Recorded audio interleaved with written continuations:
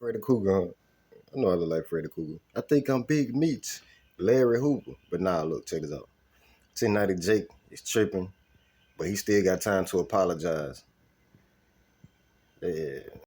All right, so for this video, I want to talk to you guys about the most famous fake white Florida blood from Boston, 1090 Sticks, because he's back in the news. And this time he's facing backlash for trying to quote unquote expose legendary Chicago gang leader Larry Hoover for being a rat.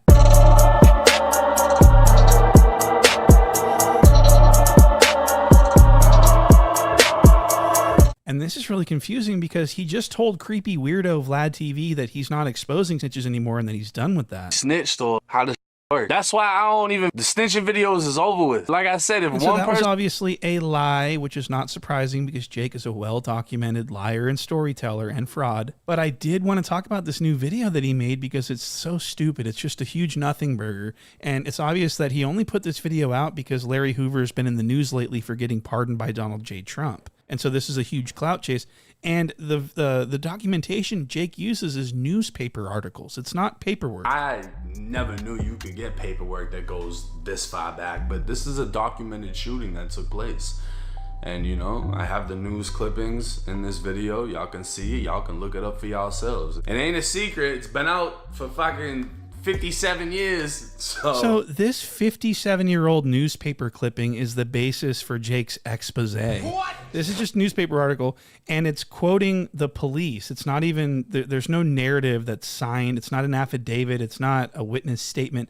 This is a newspaper article. And the newspaper article basically says that Larry Hoover got shot by his rival gang members and he got hit in the legs and ended up telling on those people to the police from his hospital bed. Now, I do want everyone to understand that this is a newspaper article from the 1960s in Chicago, and it's the police that are being quoted. This is all just the police telling the newspaper what they say Larry Hoover said. There's no, it's just a bunch of nonsense. You know, the police in Chicago in the 60s was one of the biggest criminal organizations in America. What? You know, the corruption in the 60s with that department is insane. They're not credible at all, and I don't understand why we're even talking about this. And this shooting happened in the middle of the fucking day in the principal's office. What? There were witnesses everywhere. There were multiple bystanders that got hit. There were people telling people stuff all over the place. They picked the guys up minutes after they shot. These guys did not get arrested because of Larry Hoover. The cops are trying to put this on Larry Hoover to try to make him out as a snitch, I think. This is what happened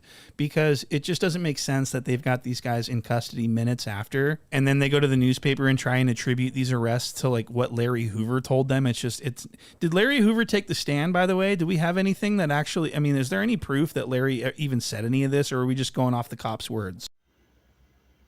1090 Jake, I hope you see this video.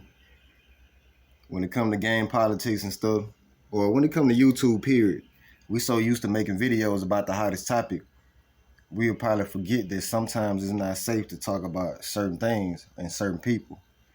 It ain't too late to apologize to them gang members and stuff. You know, Larry Hoover, and he started GDs. I don't know nothing about no gang banging. I don't gang bang. I don't want to gang bang. I'm not for no gang banging place. But far as I see on the internet, everybody making videos about you, 1090 Jake. Everybody making videos about 1090 Jake. We all make mistakes. I think he probably should just delete the video and just apologize publicly. Because even Uncle Bang, a lot of people don't probably know Uncle Bang, but he's up and coming.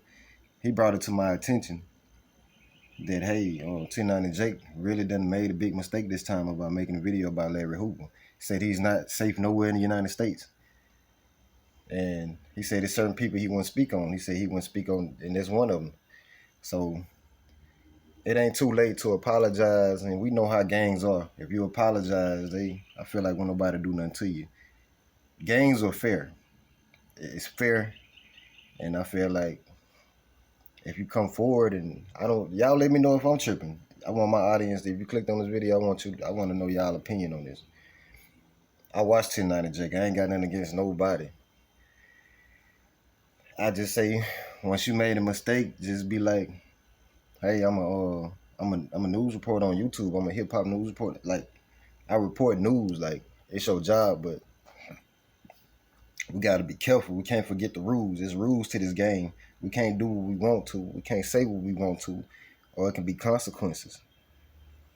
That's just how it is. It can be consequences. Like you say the wrong thing about the wrong person on the internet, you can't go to their state. Because man, everybody's watching on the internet, no matter how many views you got. It's a large amount of people probably watching. Out of all them views you make off a video, it's probably 10 people watching the one video at the same time. So it's more viewers than we think watching us. It's more people watching us than we think. I just know y'all let me know if I'm tripping or not. It ain't too late for 10 Jake to apologize. When something go wrong, make it right. If it's broke, fix it. Hey, nobody trying to be the hardest person in the world no more in 2025. Who want to be the hardest person? Who want to be hard? Tough guys don't live long. Smart people live long. So, hey, I don't talk about stuff like that.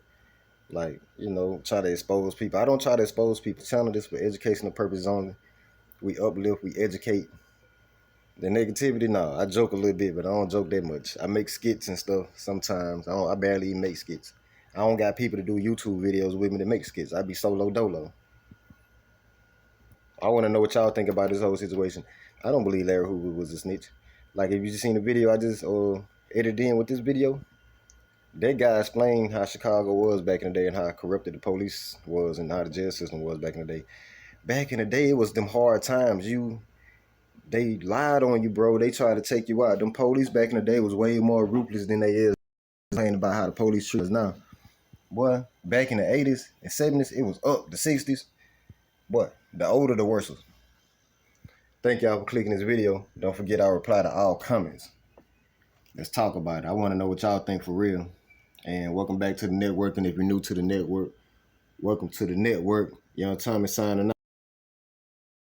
I work my ass off just to get everything that I got. Used to have nothing, now I got a lot. Run up in the spot where they don't offer a lot. I work my ass off just to get everything that I got. Remember I used to wear holes in my socks. Going without really changed me a lot. So what was it like growing up in a town so closely tied to Bonnie and Clyde's legacy? Shit, back in the day, I ain't gonna lie to you. We didn't know where we was at until we grew up. We kind of grew up in this town. They had festivals every year. And it was more like you don't know where you at until you grow up. So how has your upbringing shaped the person you are today? Shit, my upbringing, it made me who I was, but I wish I would have chose a different path. I wish I would have went to the military when I was 17, but I chose to be in the streets. Bonnie and Clyde, what did they do? They was famous bank robbers, man. It was some type of depression going on back in the day. That dude, Clyde, stole a chicken, and his old lady broke him out of jail, and he was like, you know what, I ain't going back to prison. Before I go back to prison, you're gonna have to kill me. That's how it went. So they got the rob and everything. They were like, hey, catch me if you can.